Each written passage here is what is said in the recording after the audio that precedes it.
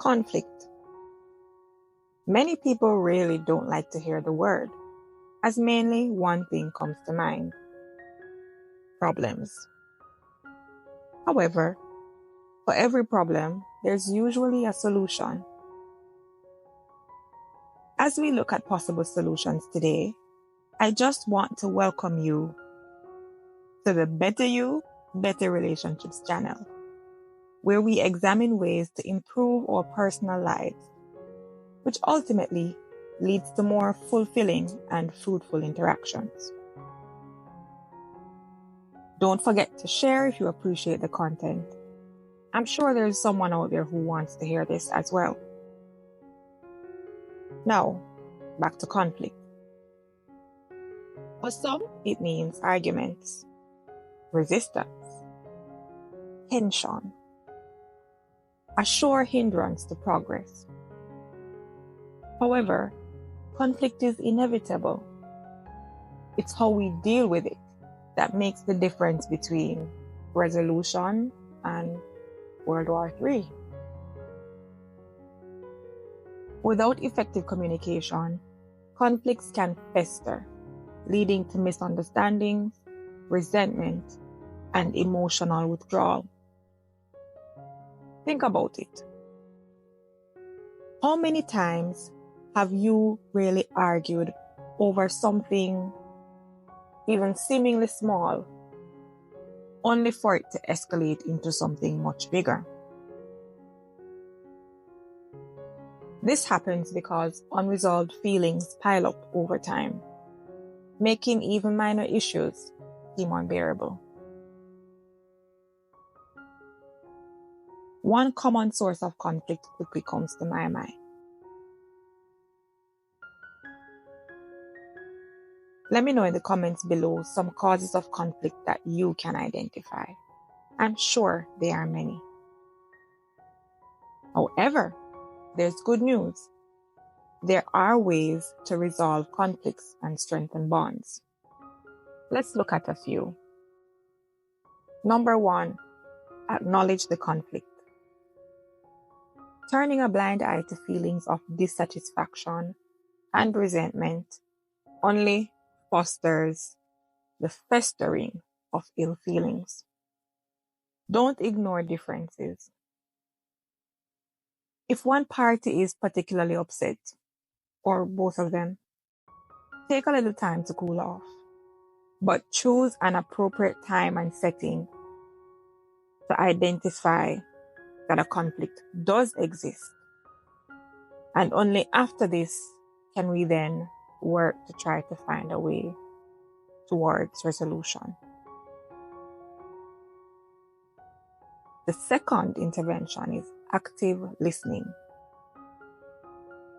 It is sometimes said that we were given 2 ears and 1 mouth, so we should learn to listen more than we speak. However, this can be especially difficult when tempers are high and when people are feeling hurt, unappreciated, or misunderstood. It's natural to want to argue your point and defend yourself. However, communication is a two-way street, and it is imperative that those involved practice active listening in order to encourage an environment of respect and trust. Active listening involves a deliberate decision and demonstrating that you are interested in what the other party is saying. You have to exhibit this interest both verbally and non-verbally. Let the individual know you're willing to hear them out. Give them your full attention. Do not interrupt. And when they are finished, give appropriate feedback. Number 3, avoid rehashing past mistakes. Please, do not dredge up the muck and mud from yesterday and use as missiles. Ruminating on previous or unrelated shortcomings puts the person on trial and will more than likely lead to defensiveness and resistance.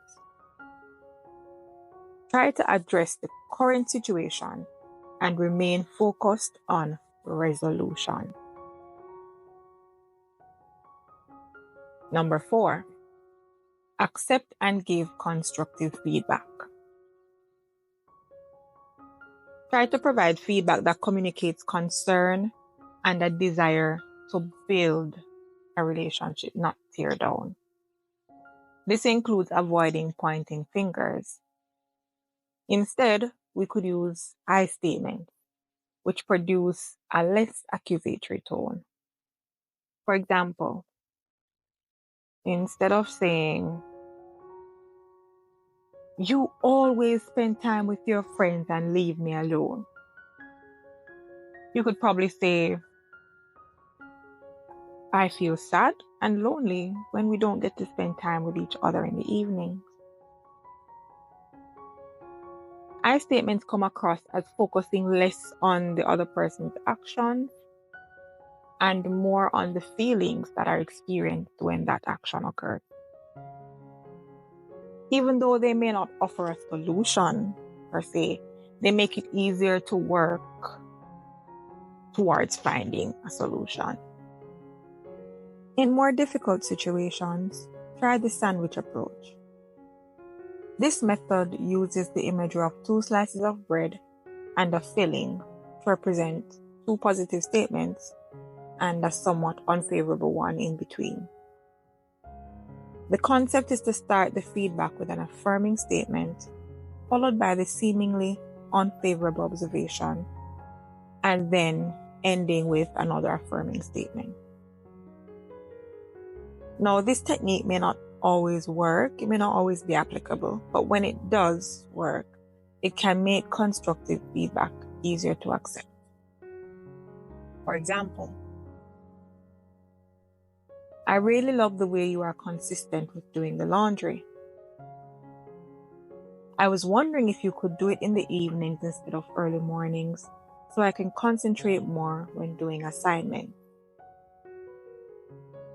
I appreciate how you take time to share the chores in the house. This is a quality I truly admire." These techniques allow the actual issue at hand to be addressed. It's important to remember that when giving or accepting criticism, we should maintain a calm, even tone and avoid shouting or calling names. It's not about winning or being right. It's about understanding and connecting. Remember, conflicts don't have to be a destructive force. They are part of every relationship, but how we respond to them determines the health and longevity of that relationship. By practicing empathy, communication, and understanding, we can turn moments of conflict into opportunities for growth and deeper connection. Thank you so much for joining today. If you're keen on improving your relationship, let me know in the comments what conflict resolution strategies you've used or will use. And see you next time. Bye.